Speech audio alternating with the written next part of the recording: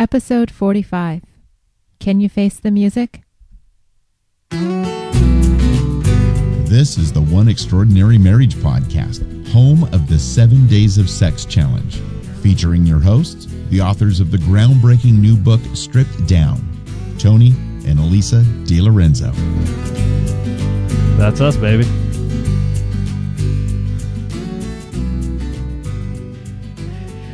Welcome back to One Extraordinary Marriage, where we talk about life, love, and the pursuit of intimacy. You're here with Elisa DiLorenzo. And Tony DiLorenzo. He hasn't done that before on the intro, so it kind of threw me off when all of a sudden I hear that's us, baby. Keeping you on your toes. You are keeping me on my toes. It's been a long week, a long day. Happy November, everyone. It's hard to believe that we are just 2 months away from the end of the year. Wow. And wow. That actually means that we've been podcasting for 10 months now. Yeah. Woo! Amazing. Long time. Well, we've got some good conversation tonight. We're going to be talking about a lot of good conversation. Facing the music and taking responsibility for your actions. But before we get to that, you guys know we always kind of go back over the week. What's been happening with us? It's been a busy week. Very. A really busy week. For those of you that have been listening for any length of time, you knew that Saturday we were doing the MCAS Miramar Monster Dash. MCAS is the Marine Corps Air Station here in San Diego. And Saturday morning, we got up early, very early for a Saturday. Our kids Alex likes to sleep in, so we had to wake him up. And 6 a.m. early. He was a very reluctant participant Saturday morning, as we're like having to drag him out of bed and we're getting ready to leave. He picks the one pair of shoes that doesn't have laces. Yeah. And so I just said, you know what? I just don't want to hear any complaints. If that's what you want to wear, that's fine, but not one single complaint. And he didn't complain. And he didn't. And so as we are getting on to Miramar, I think Top Gun, that's where, everybody that's familiar with Miramar that knows it from Top Gun, the movie. Alex from the back seat says, "Mom, is that rain on our windshield?" And it was just a light sprinkling at that time. And I just turned around and said to the kids, "Look, we're going to have an adventure. A little bit of rain, not a big deal. You guys are always asking me to play in the rain." So yeah. Well, here's the thing though, too. Elisa got us up super early. I mean, Elisa was like, we need to be up at 6 a.m. because it starts at 8. And we need to be there early because we're getting on base. And I'm thinking, okay, let's make sure. Because we had this whole long laundry list of stuff that we were supposed to bring to go through. This is a military base. You had your laundry list of things that you had to bring for obvious security reasons. Right. And the patrol person at the gate just sort of looked at our event pass and said, "Second line on the left." Yeah, he just waved us through. Didn't want to see Tony's license, didn't want to see all of our, we had to have car registration and proof of insurance and ID, and he really was cool. Was not concerned with that. So we ended up getting to the start, about 45 minutes early with 2 kids, ready to go. It's starting to drizzle. It's cold, and we sort of got ourselves prepared, try to figure out what we're going to do. And I have to say this, if we had been driving over in the rain, we might not have done it. Oh, we would have done I don't think so. Yeah, we would have. No. At least we were there, and so when it really started to rain, which it did. No. And this was our first one. This is something that, as a family, we really want to start doing more of is, jumping in some 5Ks. And as Elisa mentioned this to me when she signed us up, she said, "This is a run walk, and we're going to just walk it." And I'm thinking, okay, I can bike 100 miles, 200 miles. I can sure in the heck walk 3.1 or 3.2 miles. So I'm like, sure thing. But as we had to get ready, and we got dropping. The temperature, it was dropping. And we're standing at the start line, a little underdressed because we weren't really prepared for rain at all. And so we were standing, getting ready. We did, at 8 o'clock, there is what do they call it? When the bugles go off. Yeah, the colors. Colors. colors. And then we had the national anthem. Mhm. And then the gun goes off, and I'm expecting, hey, all right, well, let's start walking, let's start moseying. And all of a sudden, Elisa starts trotting along, and I'm going, okay, so are we running this now? She's like, sure, we need to warm up. I was freezing. I had so Abby before you know it, bundled in a stroller. we are running, and And then I got out of breath, and Alex was like, let's go. You're too slow, Mom. Go. You know, like I had to tie my shoelace, and all of a sudden he's like, really? We have to wait for this? yeah, he wasn't happy. He was not happy. And so I wouldn't say he wasn't happy. He just wanted to keep going. Yeah. He felt like, he'd hey, found let's his go. groove. And so I just told them, you know what? You guys take off. Yeah. Because I've got Abby in a jogging stroller, and she's so funny. So I've got like 2 blankets on, well, 1 shower curtain, because I keep that in the car for when we go to the beach because it doesn't absorb all the water. So I've got a shower curtain over the stroller and then a blanket over that.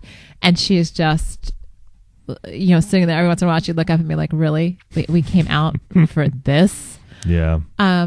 So the guys take off, and Abby and I are, trotting along, running. And every once in a while she's like, go faster, Mom. And I'm thinking, really? You have the driest, cushiest ride right now? Yeah, Abby was in the stroller, and it was wrapped.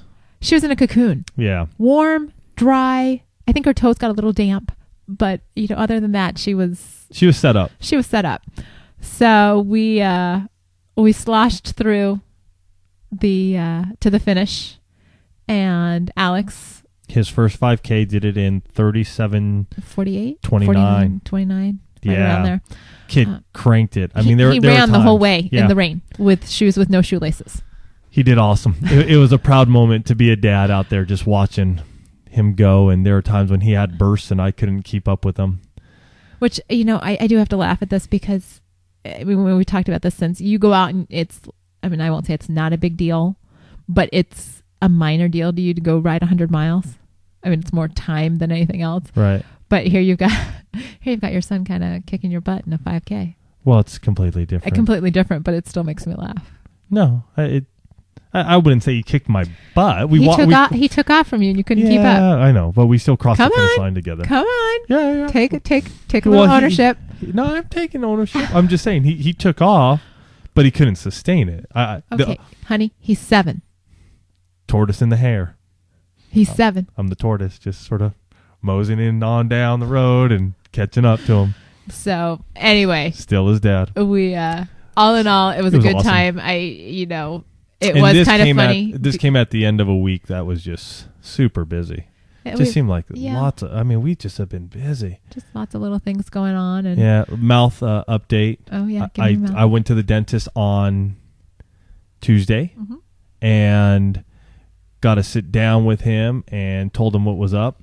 It was sort of interesting because I did tell him. I said, hey, we've narrowed it down to this, and we have an awesome listener who's a dental hygienist and gave us some advice, gave me some sort of over-the-counter prescription of what to use. It's helping out. Told him, hey, I think this is due to oral sex. Not sure if that caught him off guard or not, but at this point in time, my mouth has been hurting for 6 months. I don't give a crap. What I need to get this thing fixed. And he looked at my mouth and he's like, yep. You told me you got the burning. You have this, the metallic-y taste. Wrote me a prescription. I've been on it for 6 days now. Mouth is clearing up very nicely.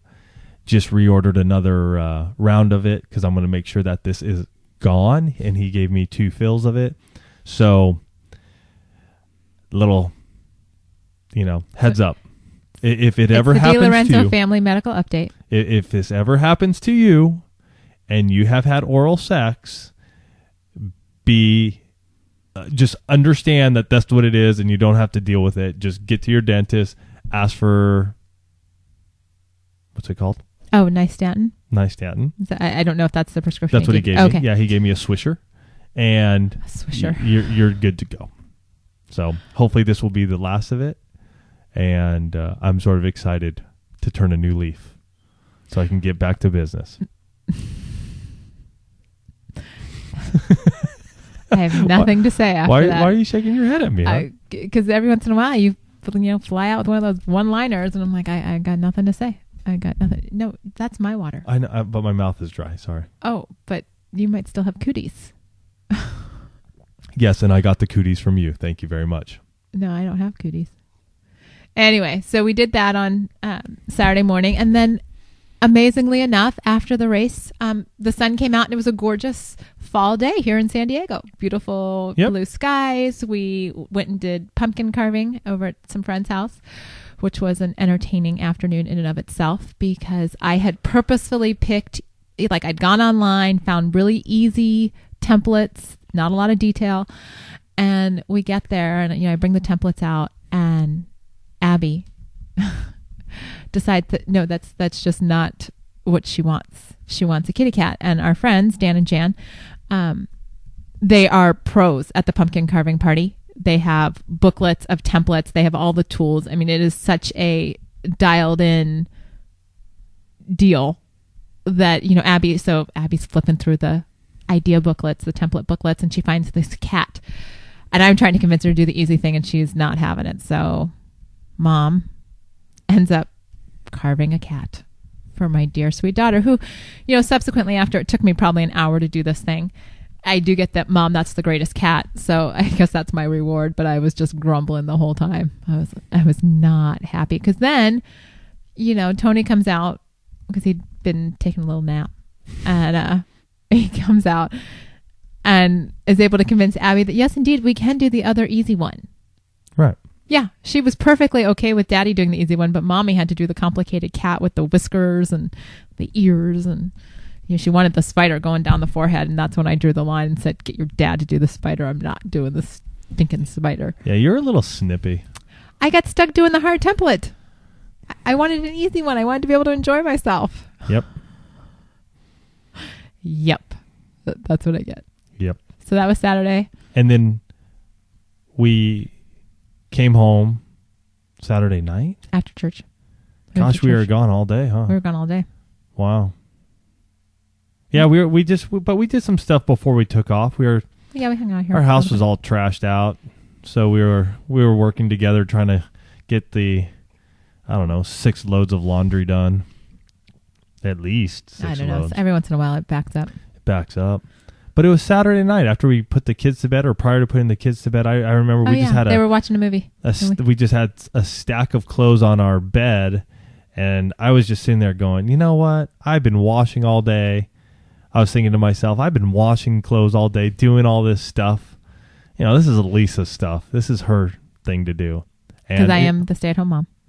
And instead of doing that, though, I just found the opportunity that, let's just power through this. And I just started folding clothes with you, and the kids were doing their movie, and you and I just got a nice little chance to just talk to each other for a bit through that. And instead of me getting all sort of, that's your business and your thing, I just sort of took it upon myself to just go, you know what? Let me serve my wife at this moment in time. And it was good, and we got it done quickly. We did. And we had some just good conversation. It wasn't anything, super deep or anything, but it was just, we were doing something together and just talking about what was happening and what we got going on. I noticed this week, it just seems like even when you're calling me at work, I'm just sort of, okay, that's great. I need to finish what I got going on. All of a sudden, my business has taken off again, which this is typical of the Dent dude. I'll have some slow weeks, and then it'll be balls to the wall, and everybody wants me yesterday. So that sort of picked up at the end of the last week, and this week is looking to be the same. Which we appreciate. Well, yeah. We always appreciate. Yeah. Praise God that the business is like this, but it just affects the way I will talk to Elisa at times, because there are just times when I need to get things done, or I'm starting to run behind schedule and I just need to get things done. Mm-hmm. And then there are times when I can just sit and chit chat on the phone for 20 minutes. So I know it's sort of a mixed message that I give Elisa. But I know that because you keep me informed as far as what's going on. And there are those times where I'm like, okay, just call me when you can talk. Right. Or if you can't talk right now, call me, can you talk right now? I ask those questions because I don't want to feel like I'm getting blown off. I also don't want him to feel like, okay, I've got to sit in here and talk to her when I'm really distracted or this is not a good time. And so it's much, much more beneficial to both of us if I ask that question. Mm-hmm. Is this a good time? Or can you talk? Or even just make the statement, call me. I can tell sometimes when he answers the phone, I'm like, just call me when you can talk. Mm-hmm. Call me when you've got 5 minutes. So, that's one of those little things that we've had to learn. I mean, because in years past, we would just, we'd get on the phone, lovely cell phones, and you just start talking. And he's like, really, I can't talk to you right now. I can't process this. I can't. It's not that I don't want to. It's just I get caught up with things and need to take care of it. So, that was Saturday. And then Sunday was Halloween. Yeah. Just yesterday. That was yesterday. So we, one of the local churches here, Living Way, does this amazing fall festival they've been doing for years. And so it's just a lot of fun for the kids. And it was really neat for us because, now that we've been here in San Diego, Poway specifically, for the last almost 8 years. Mm-hmm. We're at this festival and we're seeing people from so many different circles in our life. And, I was telling Tony, I said, it's really neat that we've been somewhere for so long that our kids, they have the ability to run around a festival like this and, they're seeing friends from the babysitters and they're seeing friends from mom's groups and they're seeing classmates. And, it's just really nice to have that sense of community, mm-hmm. Where everybody's getting together and having a good time. And then we came home and we attempted to do trick-or-treating. And I say attempted because Alex got it in Alex has this shirt that says, orange t-shirt that says, "This is my costume." It's great. It's a great t-shirt. It's what he'd been telling me, since the beginning of October that he was going to wear for Halloween. And then I think Thursday or Friday, he suddenly gets it in his head that he wants to be a mummy. So I rip apart sheets and we get them all kind of situated. And then, mummies are dead. They don't move once they're wrapped, so they don't have to worry about the wrappings falling off. Little boys move once they're wrapped. Yeah. And so, no joke, we'd walk down our driveway getting ready to go to the very first house. And he starts grumbling because his wrappings are falling off. And just gets in his head that, I'm not doing this. I don't, I'm like, just put your t-shirt on. No, I'm not going out. He was done. He was done. Completely done. So he decided on his own to stay home with his dad. And so they stayed home and passed out, the gift certificates for Frosties from Wendy's. Yeah, I think that was cool. A lot of the kids thought it was a trick because they kept going, "Is this for real?" When I was passing them out, they're like, "Is this for real?" I'm like, "Yeah, it's for real." Go get a whatever we were giving. Frosties. Frosties. Little plug for Wendy's and the Dave Thomas Foundation. They, from mid-September through October 31st, I guess this has been an annual tradition. I don't know how for long. I was just reading the little coupon book. They sell these books of Frosty gift certificates. They're 5 gift certificates for $1. It's the Junior Frosty, perfect size for the kids. Actually, almost too much, but it's the smallest size. And 90% of the proceeds go to the foundation. Go to the Dave Thomas Foundation, which helps with adoptive kids and things like that. And so, as you guys know, I've been really trying to cut back on the whole sugar. And you did awesome this year. And so I didn't want, knowing that my kids were going to get candy, I didn't want to buy additional candy that was going to be in our house. And so, tell people how you've overcome your candy addiction and especially your addiction to sugar and sweets. It's been a lot of hard work and a lot of prayer, and probably more prayer than hard work. Mm-hmm. It's really been, I guess it was probably, when did we go on vacation? July? Yep. So we go on vacation July, and I'd been doing really good, kind of not dealing very much with the sugars, but we're on vacation or with the family. A little extra cookie here, a little extra white bread there. It's vacation. And I had really bad reactions. Yep. My skin got bad again. My periods got bad because sugar affects everything in my body magnified. Right. And you get very itchy skin. I get this crazy dermatitis and just everything. And it makes it very hard for us to have sex. Oh, yeah, because I don't even want to be touched because my face is so sensitive, irritated, and itchy, and I don't like it. Well, yeah, because it interferes with me having sex. So we're on vacation. I come back and I'm talking to my acupuncturist, and he's like, "I think we've finally been able to identify that you have a problem with sugars." Right. because we'd kind of been talking around that, but to see, and it wasn't until I really had kind of tested it again to see if I could handle the sugars. And so these last 3-4 months, I have really been focused on not having a lot of the artificial sugars. I mean, that's not to say I don't eat fruits. That's not to say I don't have a sweet here and there. I mean, I do my jewelry. Gooey, I make my chocolate chip cookies. When I'm at my jewelry parties, if a hostess has brownies, am I going to say no? Absolutely not.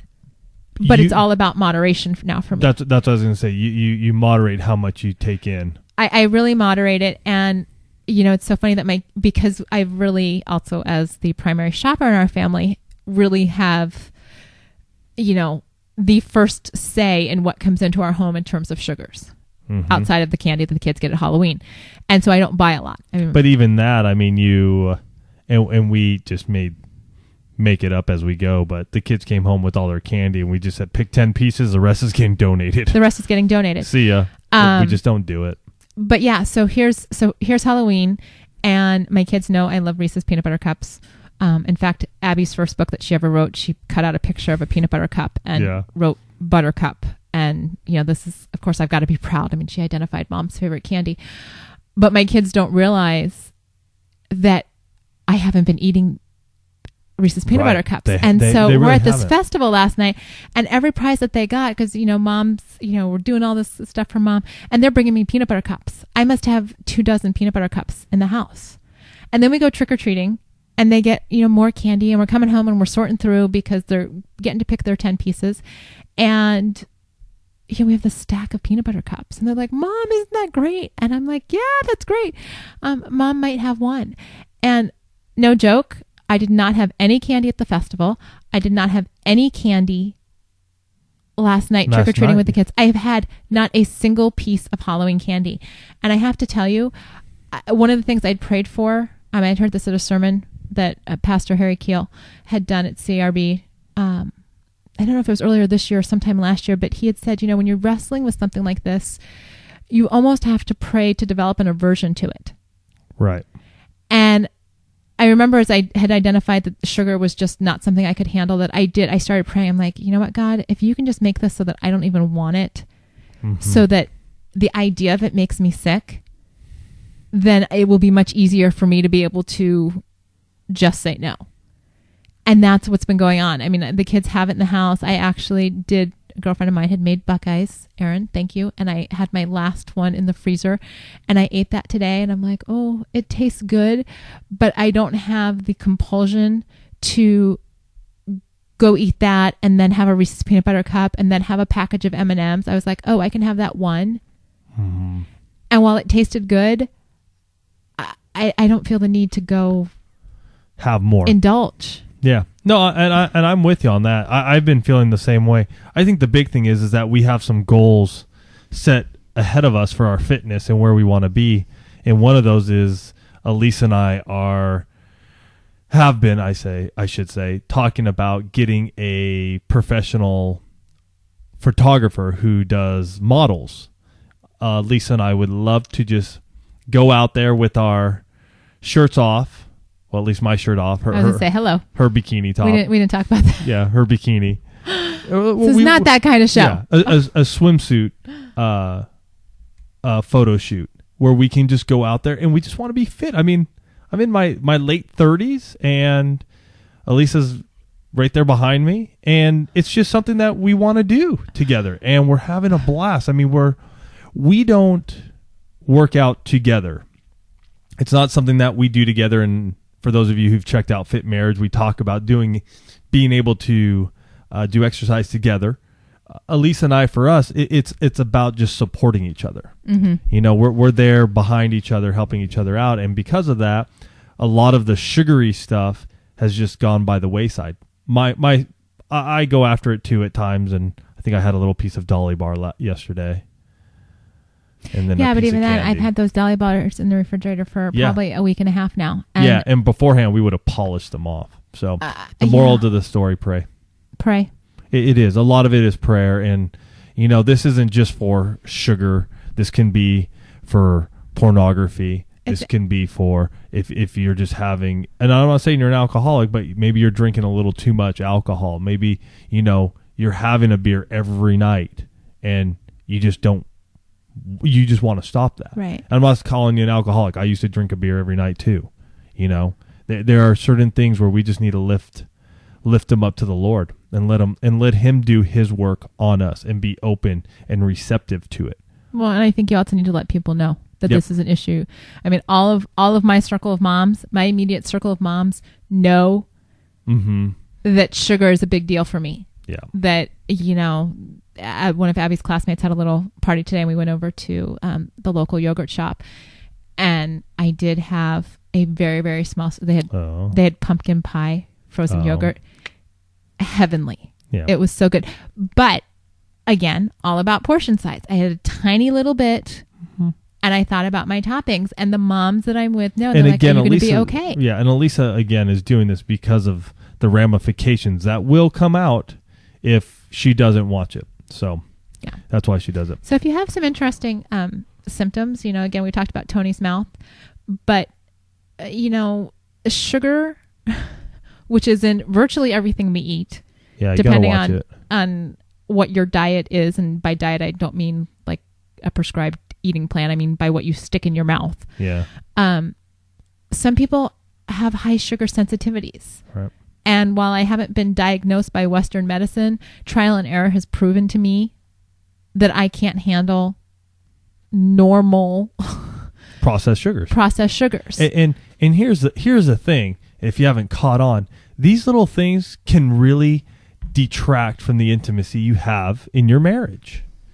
Because just like Elisa not being able to handle the itching and the manifestation of this, it can detract from our intimacy. So you need to start thinking about in your own marriage, is there something that's detracting you physically, that's hampering you from having the intimacy you want? And if so, then you need to start honing in on that and figuring it out. Right.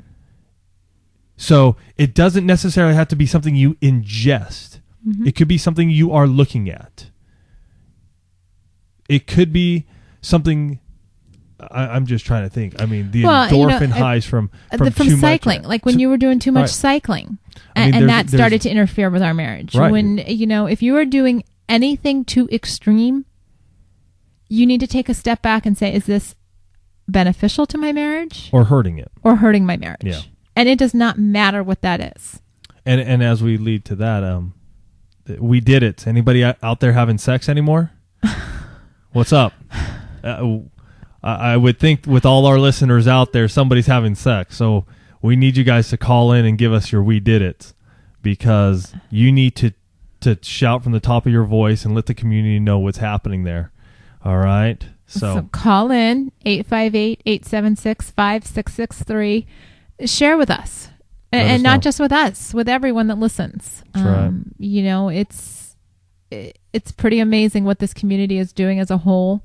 And here's a great way for you to be able to celebrate your accomplishments and encourage others. Right. You know, so call in. We want to hear from you.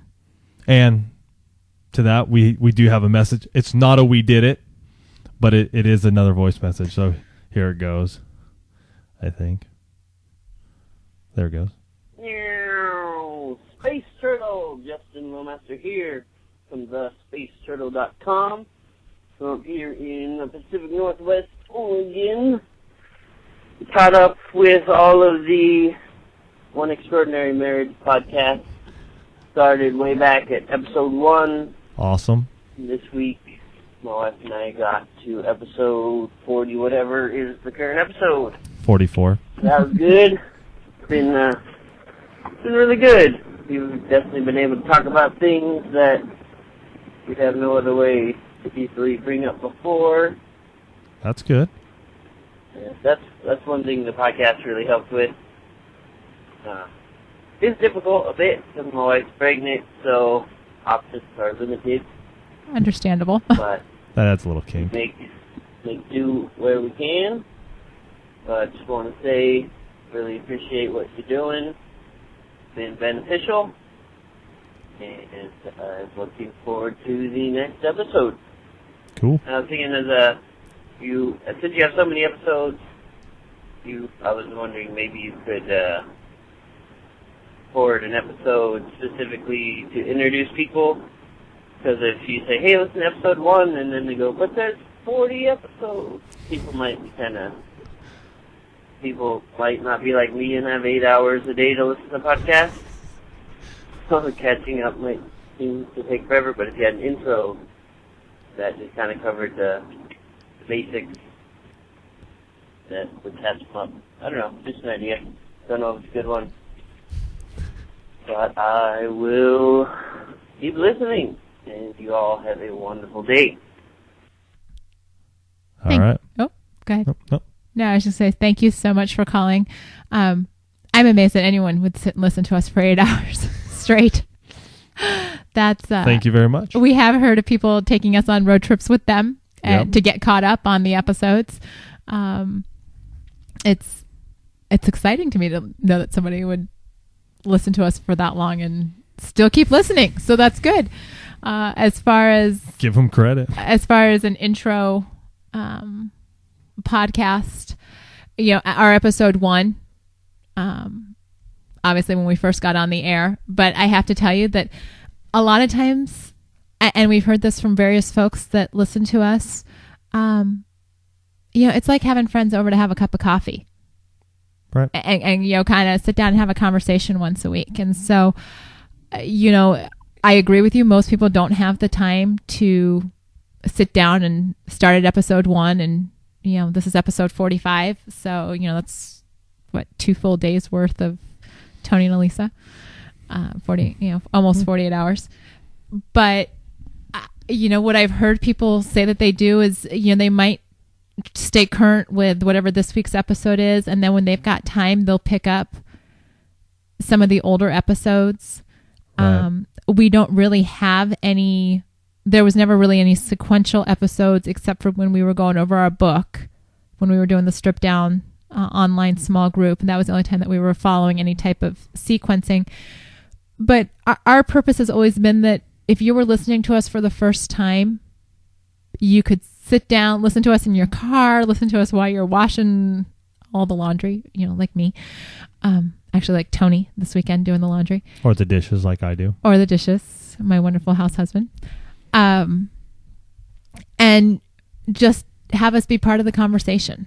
Right. Invite us. It's kind of like inviting us over for coffee. And so I don't know. I do appreciate the suggestion. I don't know that we'll ever do kind of another intro podcast, because if you really listen to probably 1 through 4, 1 through 6, the first ones really kind of get into a lot of our background and our history, and they tackle things from different perspectives early on in our marriage. And it's hard to condense that all into one episode, I would think now, partly because we've become so wordy. Yeah. But I would so appreciate you listening, appreciate the feedback and the suggestions. Those are always welcome. And you never know. I mean, maybe down the road, maybe it's when we hit 100. I don't know, that we'll say, here's a quick synopsis of the last, 2 at that years. point, it'll be almost 2 years. Yeah. I don't, gosh, even for myself, when I listen to podcasts, even if it's something that I find somewhere and they're at, episode 50, I'll jump in and listen to the last couple, and then I'll go from there and I'll pick and choose what I want. Gosh, maybe our topic is just different because we talk about sex and intimacy, and it's something that people want to dive into more. So, and I would say if you do, gosh, listen to them. Listen to them, because you're going to learn something. And I've also heard from folks that, as they've listened to us, our comfort level behind the mics, the way we come across has definitely changed from those early episodes. Oh, yeah. And, I know just for myself, we get down now, on the mics, and I'm like, okay, this is our talking time. So I'm almost kind of like, just skip to the recent ones. So it's like, if you want a good laugh, go back to the early ones, because we're like more stilted and more stiff. We should play clips of those sometime just to have a good laugh. We should. But thank you. Yeah. Thank you very much. And at this point, I should say, it's time to hit our topic. And this, Can You Face the Music, really, the idea for this came about sort of a twofold. One is that we had received a voicemail that Tony's going to play, and the second one is... Do you want me to play it now? No, not yet. Okay. An incident that we had this weekend. And what I really want to talk about today is, what do you do when a situation is happening that you are responsible for? You know, can you face the music? Do you take responsibility for your actions? Do you know, if you're the one instigating something, if you're the one responsible, do you own up to it? Do you put your name to it? Do you say, this is me and this is what I think, or this is what I did and I need to take responsibility for that? Or do you just kind of, sort of fade into the background and let the situation unfold and, say, well, it's not my fault. It's not my responsibility. This is the situation. I have very little to do with this, if anything. And that happens a lot in our marriages. Mm-hmm. A lot. Why don't you play that clip? All right, here it goes. Hi, I was calling in regards to an article that one of my friends linked to on their Facebook account called 040 Screw the Kids, This Is Our Marriage. I totally agree with and like the concept here of, putting the kids to the side in regards for your marriage, but I would like to request that you guys consider rewording that as this type of terminology is used all in too much of a lax manner. So, if you could reconsider retitling this article, that would be so great, and I would greatly appreciate that. You have a great day. Goodbye. So I have to be real honest. Tony called me, and because he gets all of the One Extraordinary Marriage typically comes to him first. And so he calls me and he's like, we got a voicemail and I'm all excited. And then he's like, yeah, I just forwarded it to you. Listen to it. And so I listened to it. And my first reaction is, well, who is this person? Yeah. Why wouldn't you tell us even your first name? You guys know that if you want to call in and scream, we did it, and you just want to leave your first names just so we can say, hey, and I'm totally making these names up, Bob and Mary, congratulations. We are so excited that you did it. We want to celebrate with you. We want to celebrate who you are. Mm-hmm. And, so I was really put off by the fact that we had a caller who didn't even give us a first name. Right. The whole anonymity thing. I quite honestly, if you want to make up your names when you call in and scream, we did it to protect the innocent, go ahead, but give us a name. Well, my thing with this voice message from the get-go is I read this article. Sorry, not an article. It's a podcast. So why don't you click through and listen to it before you call in and start telling me I need to change a title? How about screw you? Sorry. I saw that look. But it really sort of chaps my hide when somebody just looks at something like that and then calls and says, I'm a bit offended. Well, sorry, maybe you need to listen to my podcast and then give me some feedback. Give me some critical feedback if you so choose. Because if you had listened to that and what we were talking about, I think he would have agreed with what we were discussing. It's a title, and I understand where he's coming from. But one, I'm not changing it. Sorry, dude. You don't even know that it's a podcast. Mm-hmm. If you are a listener and a part of this community, by all means, you call in and you say something like that to Elise and I, we're listening. Because we know that you know the community. We know that you know who we are. Mm-hmm. We know that you are protecting us. And we will listen to you and with open ears and open arms. We're not so naive to think that we are the greatest thing behind a microphone here. We're not. Far from it. And but with that, it's, this was somebody reacting simply to a title, not to anything that we said, not to anything on our website. And who, I will say this. Thank you guys for putting up our podcasts. Yeah, and on your Facebook fan page. That's rad. Really excited about that. Don't want to stop the phone calls from coming in, but we'd like to know that if you're responding to something that we've done or said, that you've actually listened to it.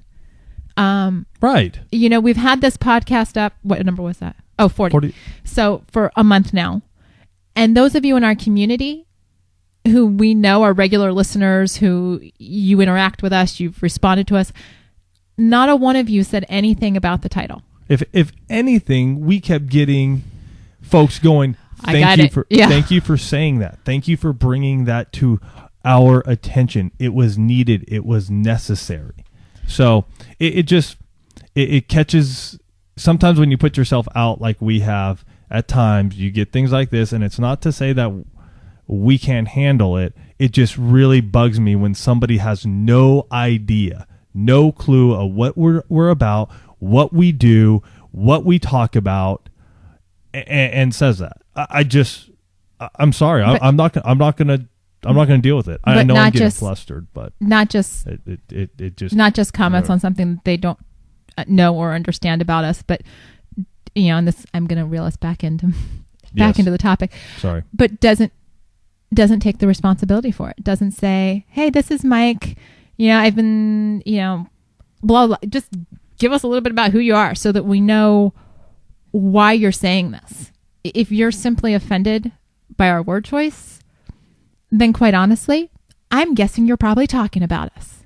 And in all honesty, that does not bother me because somebody else is going to click through to find out what in the world we're talking about if we titled something, Screw the Kids, It's Our Marriage.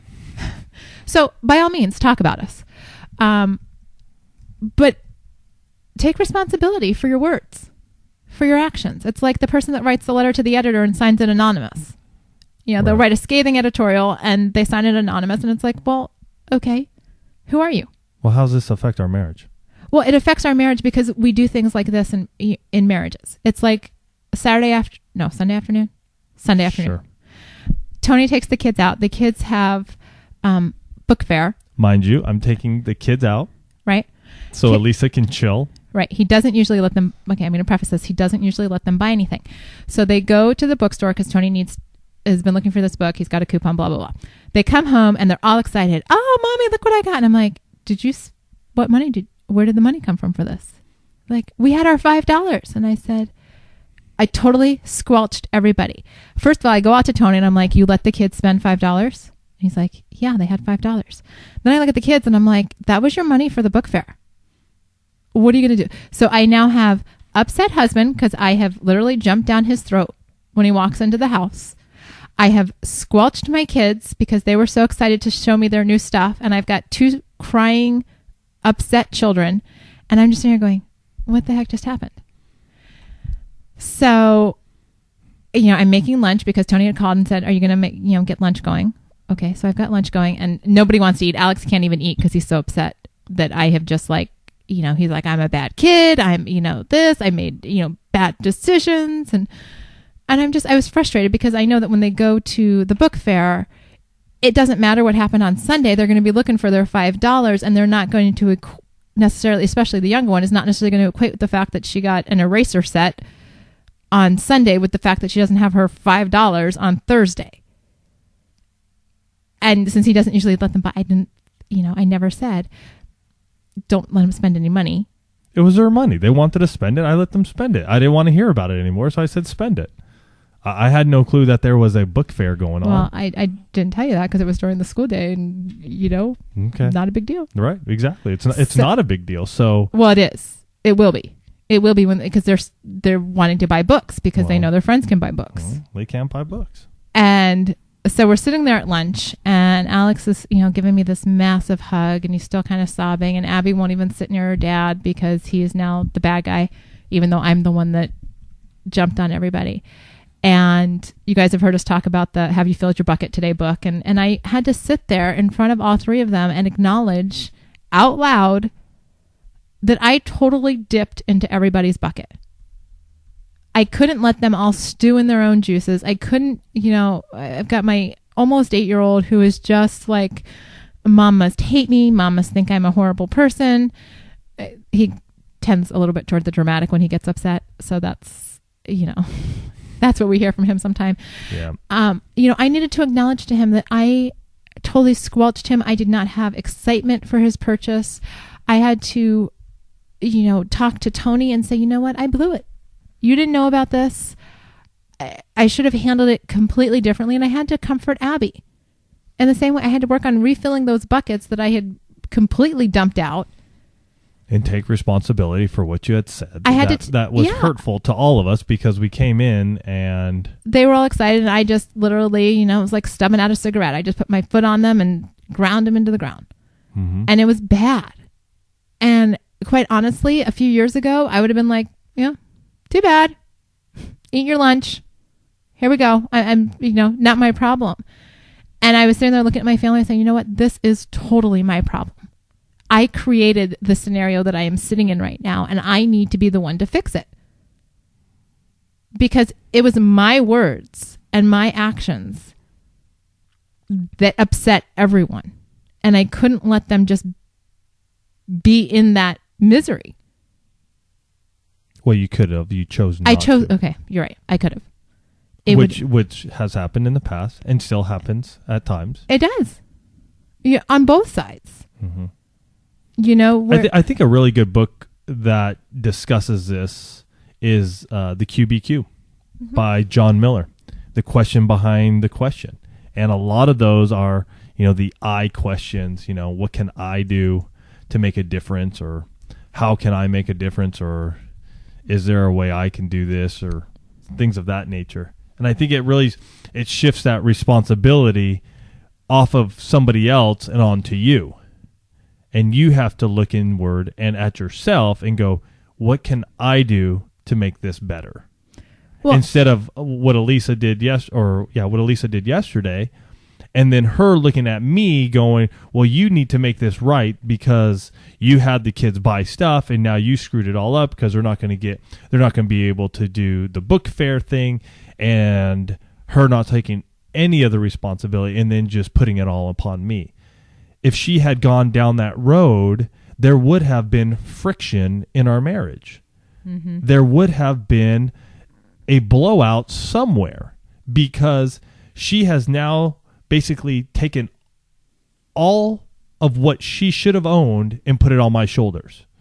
And I had nothing to do with it. Right. I just said, sure, they had money. It was their money. They could spend it the way they want. So with Elisa doing that, it really allowed me as a husband to go, I don't have to take this on. She has taken care of it. She has, refilled my bucket and the kids' bucket, and we can just move forward. Mm-hmm. Instead of me having to stew over this and us have to come back to it. So there are times in our marriages when those actions happen, and it may not happen as quick as Elisa was able to recognize it and then rectify it. What needs to happen, though, in your marriage is when you do realize it, you rectify it. Mm-hmm. Do not let it go another minute. Do not let it go another hour or a day. You take care of it, and you go up to that person, your spouse, most likely, and let them know that you take responsibility for the hurt or for the argument or for the misunderstanding that happened.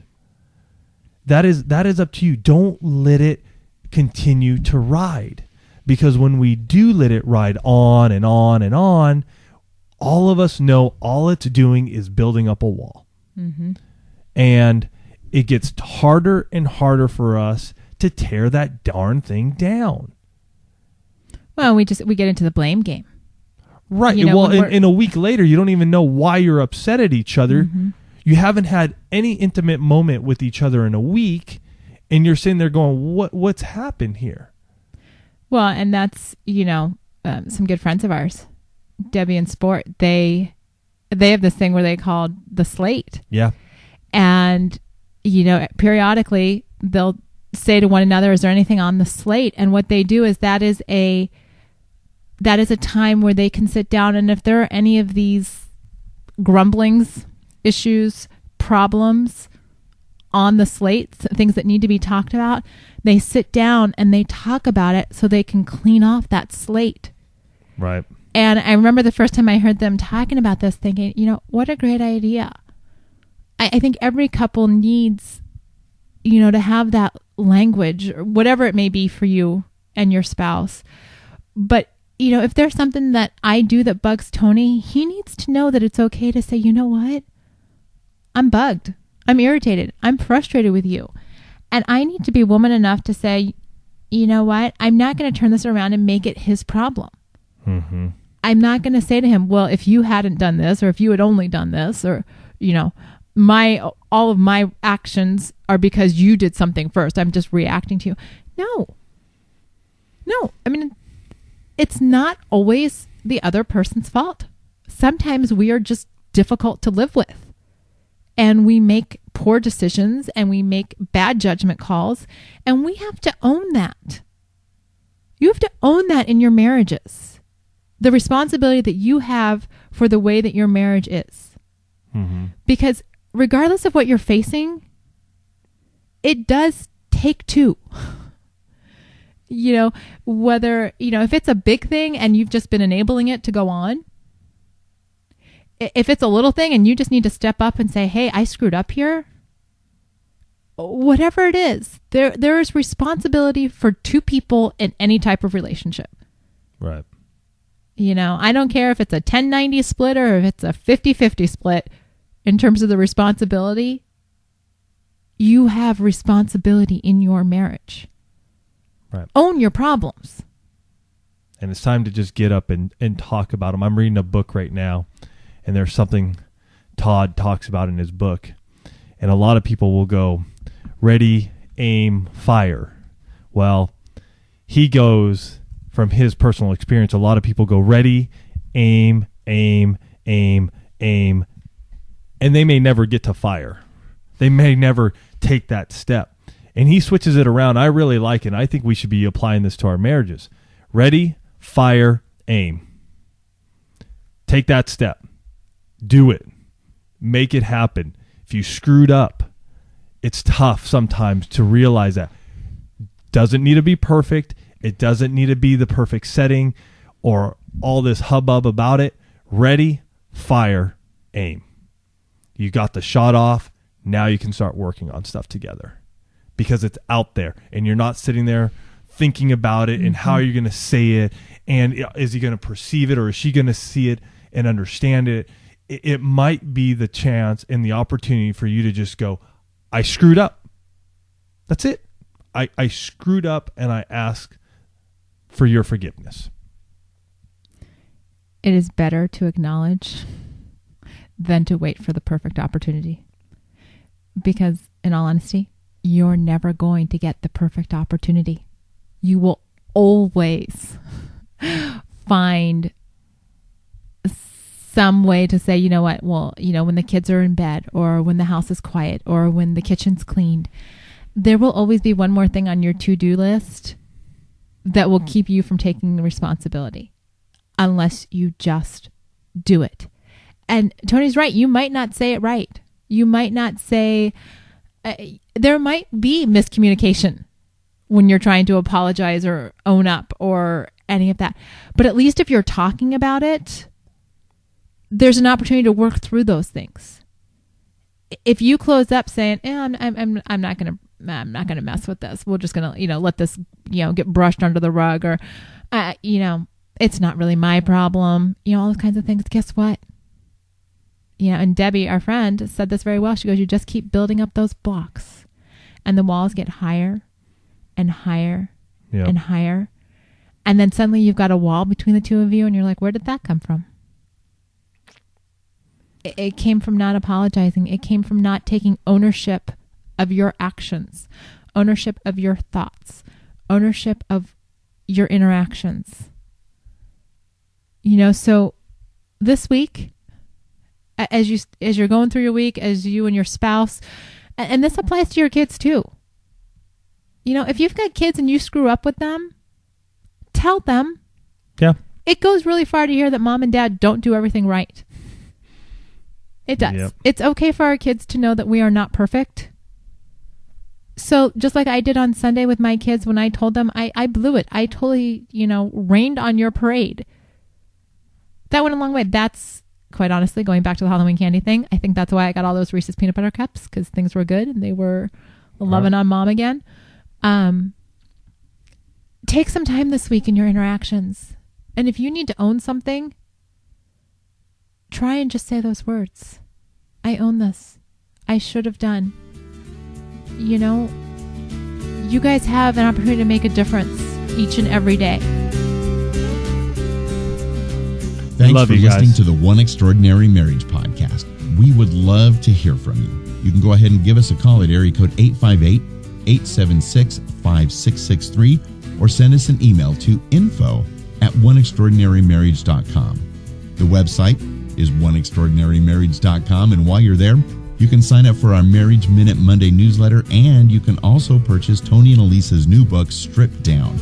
It's available now in print, audio, and ebook formats. Also, the One Extraordinary Marriage podcast has sponsorship opportunities available now. If your business is interested in sponsoring this podcast, please contact us at oneextraordinarymarriage.com.